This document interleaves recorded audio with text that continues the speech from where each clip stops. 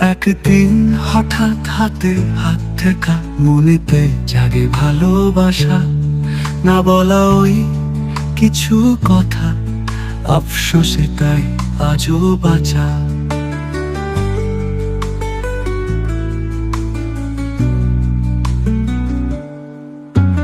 Tuition থেকে একসাথে ফেরা, মোড়ের মাথায় ফুচকা খাওয়া, ঝালেতে একসাথে হিস হিস করা, সেদিনেরও না বলা কিছু কথা, আজও তুই আমার মনের ব্যথা।